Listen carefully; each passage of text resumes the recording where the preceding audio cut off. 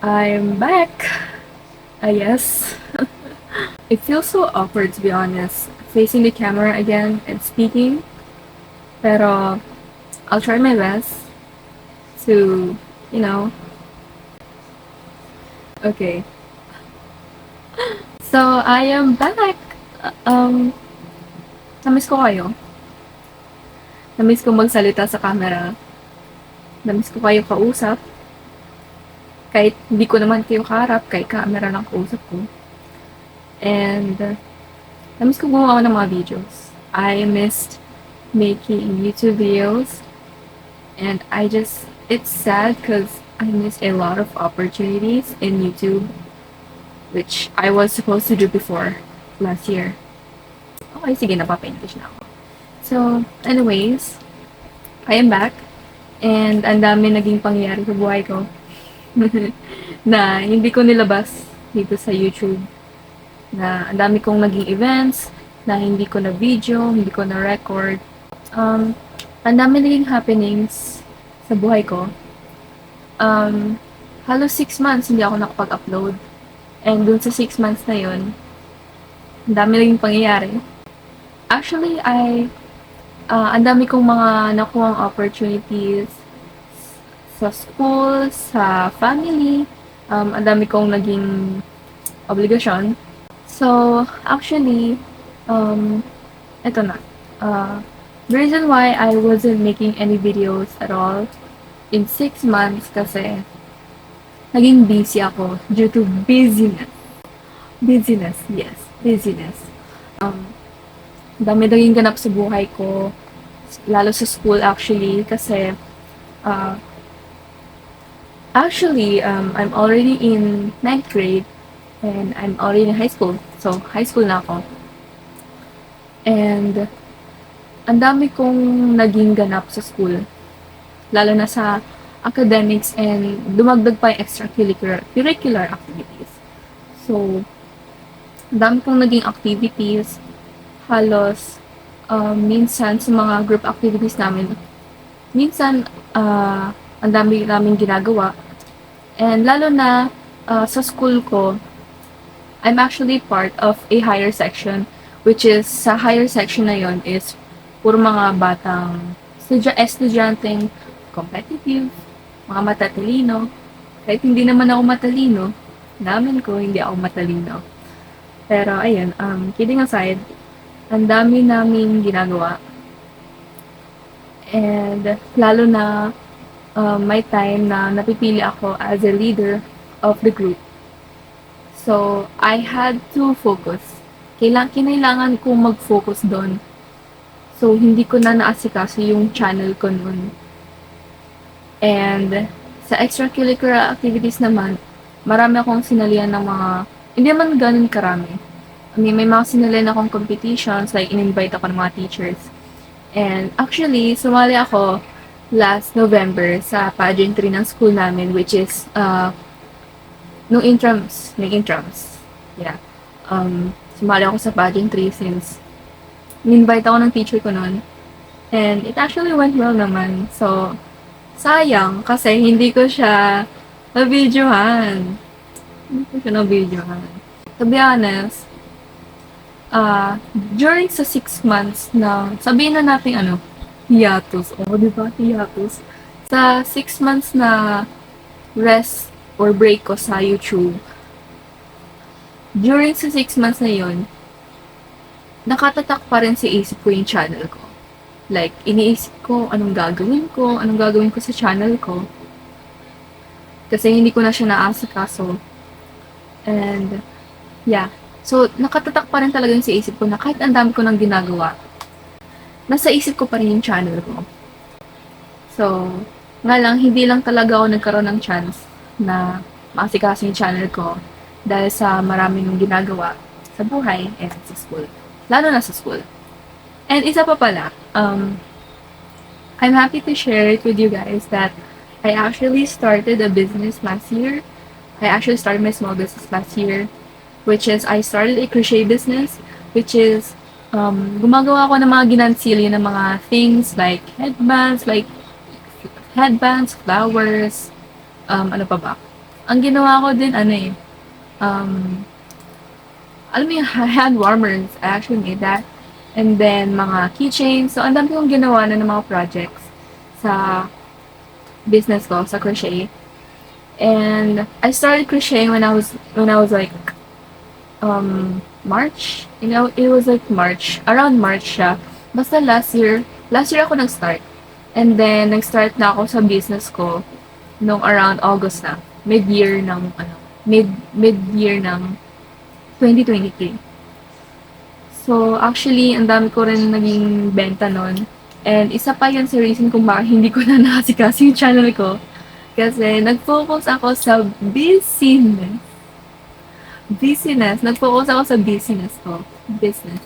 And, ayun, ang dami kong mga naging customers noon, like mga klase ko. May mga iba nga po doon na ang dami nag-order sa akin. And may mga iba din na nag-order sa akin ng mga taga-ibang school. So, dahil din doon, I had to focus talaga. So, I'm really happy. To be honest, masaya ako na i-share to sa inyo. Kasi I'm really happy with my business and I'm really happy of what I'm doing. And currently, so yeah. Anyways. The reason why I'm making this video kasi merong isang taong nag-motivate sa akin na kung saan parang binibigyan ako ng motivasyon na bumalik sa YouTube world. So actually, yung tita ko, actually kakauwi lang ng tita ko nung nakarang araw, which is January 24. January 24, umuwi na yung tita ko sa Singapore. And bago umuwi yung tita ko, nag-uusap kami. Tapos, tinanong ako ng tita ko. Tinanong ako, Meiji, bakit hindi ka na nagbablog? Sabi ko, tapos sinabi ni tita, try mo kaya mag-vlog. Pero ang sabi ko nun sa tita ko, tita, dati pa po ako nagbablog. Nag-stop lang po ako. Tapos, nagtanong si tita bakit. Sabi ko, dahil sa business and no time for YouTube. So, ayun. Pero, yung mga binigay sa akin ng tita ko ng mga tips and advices, yun yung nagbigay ng motivation sa akin. Sinabi ng tita ko, kasi sinabi ng tita ko na pinapanood niya raw yung mga video ko sa Singapore, like, pag bored yung tita ko, ganun. And then, sinabay na rin yung ng tita ko, yung sa pagbibigay sa akin ng mga advice, like, pwede ko naman siyang i-late upload yung mga videos ko na ginagawa ko. Like, dun ako na-enlighten pa. Dun ako natuwa. To be honest, dun ako natuwa, dun ako na-enlighten. Ang sabi ko, oo nga no. Kasi, halos talaga, nakatatak talaga sa isip ko yung YouTube channel ko na sabi ko anong gagawin ko doon. And, hindi ko in-expect na yung tita ko pala is yung magbibigay sa akin ng motivation para makabalik sa YouTube community. So, sabi ko, oo nga no. Gusto ko nang itry ulit gumawa ng mga videos. Kasi, to be honest, na-miss ko talaga. Like, nasa heart and mind ko pa rin talaga na gumawa ng videos. Even though, hindi ako nagkaroon ng time. So, ayun. So, Tita Gemma, kung nanonood ka po ngayon ng video na to, thank you po kasi ikaw po yung nagbigay ng motivation sa akin na makagawa ulit ng videos. And ikaw po yung reason, tita, kung bakit po ako nagra-record ngayon. Ikaw po yung reason, tita, kung bakit nagsasalita po ako sa harap ng camera. So, thank you po, tita. Thank you po, Tita Gemma. So, during my journey in YouTube, ang dami kong naging mga nakilala ng mga tao sa buhay ko and naging parte rin. And dahil sa content creating, I got a chance to reconnect with some of my old friends, just like Maisie and Friends. So actually, silang apat. Mga grade 5 classmates ko sila and nakausap ko sila ulit kasi nag-chat sila sa akin na gusto daw nila akong makasama sa videos nila kasi dati gumagawa ko ng mga gaming videos, di ba? Kung titingnan nyo pa yung channel ko, dun yung makikita lahat ng mga luma kong videos, which is gumagawa ako ng mga Roblox videos noon. So, yeah. And silang apat, which is si Maisie and Friends, nakakasama ko sila lagi. Even off-cam. Like, minsan nakakalaro ko sila sa Roblox, minsan nagyayaya pa sila. And minsan, nakakalaro ko rin sila sa ML noon. Like, nagyayaya lang sila, ganun. So, ayun, naisipan ko yung ipangalan namin yung friend group namin as Maisie and Friends sa YouTube. Kasi, ayun, yun na nga. So anyways, for Maisie and Friends, alam ko hindi nyo to makikita ang video na to. Pero kung nanonood man kayo or hindi, gusto ko lang magpasalamat sa inyo kasi naging parte kayo ng journey ko sa YouTube. And to be honest, sa lahat ng mga kaklase ko noong grade 5, kayong apat yung nagstay sa side ko. Kasi yung mga ibang kong kaklase is hindi ko na sila masyado nakakausap except sa inyong apat. Kayo pa talaga mismo lumapit sa akin para, makipag-usap sa akin. So, again, thank you. Thank you. Gusto ko rin ipagpasalamat sa inyo kasi naging mabuting kaibigan kayo sa akin. And yeah. So, good luck sa life. Kung ano man na-achieve nyo ngayon sa buhay nyo, masaya ako. I'm really happy for the four of you. And yeah, so sana makausap ko kayo ulit. Sana makasalamuha ko kayo ulit. And yeah, so thank you. Thank you for being a part of my journey. And yeah. And also, thank you sa, of course, hindi ko makakalimutan yung family ko, which is sila talaga yung nag-support sa akin.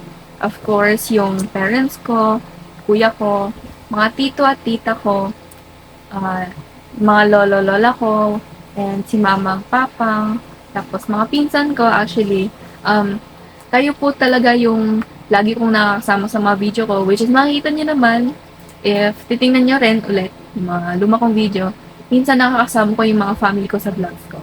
So, thank you po. Lalo na kayo na mama at papa kasi full support po talaga kayo sa akin. And pati na rin sa kuya ko, which is, siya yung videographer ko tuwing may mga event ako. So, thank you po kuya, thank you po mama and papa. Thank you rin po sa mga tito at tita ko na palaging pinapanood yung mga vlogs ko. Like, every time na mag-upload ako ng mga bagong video, papanoorin niyo po talaga. So, thank you rin po kay na mamang papang, lolo at lola, sa mga pinsan ko na nanonood din ng mga vlog ko, and panay stream din. So, natutuwa ako sa inyo.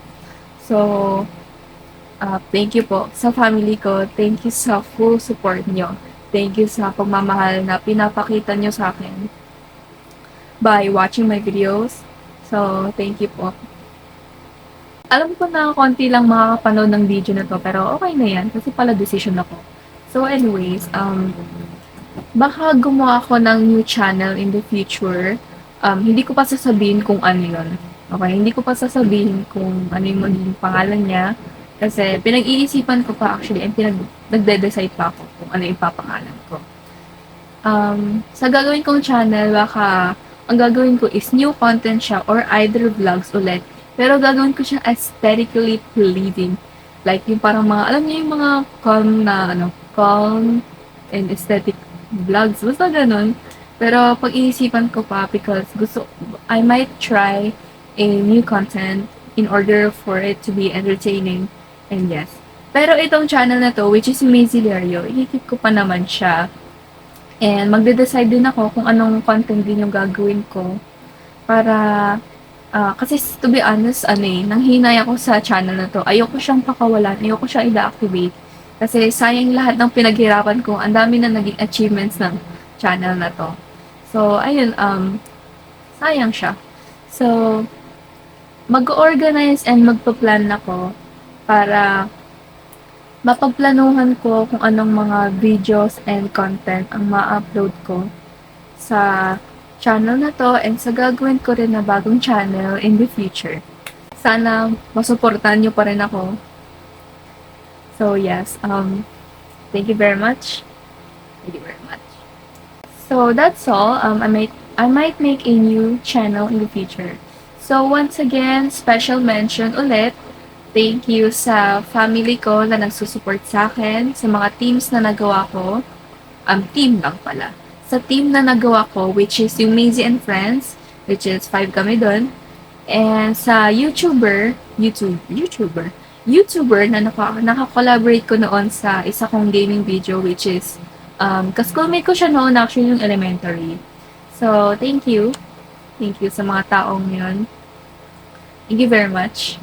I really appreciated you all in supporting and being a part of my YouTube journey. So, once again, thank you. Thank you. Thank you very much. Thank you. Kinikilig ako. So, I will see you all in the next channel or video. Goodbye. Bye-bye.